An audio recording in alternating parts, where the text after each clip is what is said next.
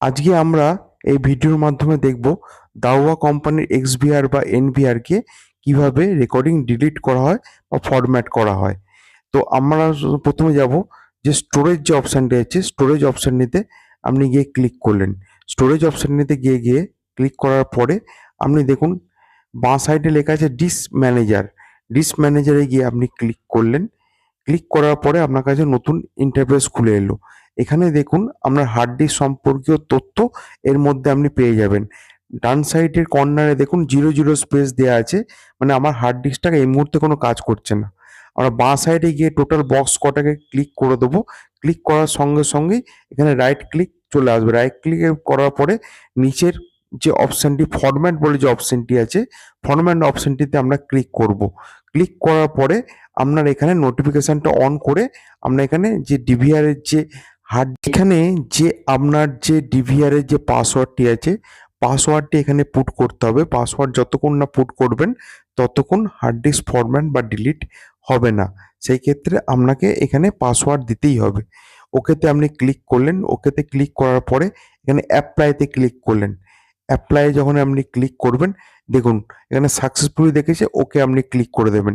যখনই আপনার okay click করবেন, যে ডিভিআর বা এনভিআর বা এক্সভিআর যাই আপনার কাছে থাকুক সেটি আবার রেকর্ডিং হার্ড ডিস্কটা নতুন করে চালু হবে।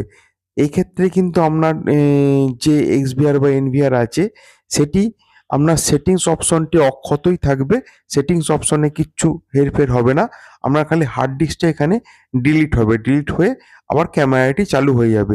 আগের যে ভিডিওতে দেখানো আছে, আগের ভিডিওতে আপনারা দেখেছেন যে ডিভিআরকে কিভাবে রিস্টার্ট করা হয়। সেই ক্ষেত্রে রিস্টার্ট করলে আপনার রেকর্ডিংটি অক্ষত থাকে, ডিভিআরটি নতুন করে রিস্টার্ট হয় বা ফ্যাক্টরি ডিফল্ট ওটাকেও বলে, ফ্যাক্টরি ডিফল্ট করা হয়। তা সেক্ষেত্রে আপনার রেকর্ডিংটা ডিলিট হবে না। এক্ষেত্রে আপনি যদি হার্ড ডিস্কটিকে ফরম্যাট করেন শুধু হার্ড ডিস্কটি ডিলিট হবে, কিন্তু আপনার সিস্টেম সেই রকম অক্ষত অবস্থায় থাকবে। এই দেখুন আবার আপনার যে সিস্টেমটা ক্যামেরায় যেরকম সব সিস্টেম রেডি ছিল সেই সিস্টেমটা আবার নতুন করে চালু হয়ে গেল। এখান থেকে আপনি এবার ব্যাকে যাব আমরা। ব্যাকে যাওয়ার পরে আমরা হার্ড ডিস্কটার এখানে কি অবস্থায় আছে আমরা সেটা চেক করব। আমরা এখানে ক্যামেরা টোটাল চালু হয়ে গেছে। মেন মেনুতে যাব। আমরা প্যাটার্ন লক দিয়ে সিস্টেমটাকে আনলক করব। আনলক করার পরে আমরা স্টোরেজে যাব। স্টোরেজে গিয়ে ডিস্ক ম্যানেজারে যাব। ওপরে অপশানে ডিস্ক ম্যানেজারে এই দেখুন ডান সাইডে কর্নারে দেখুন এখানে 904 জিবি স্পেস রিটার্ন এলো। 00 থেকে 904 জিবি। তার মানে হার্ড ডিস্কটা কাজ করছিল না।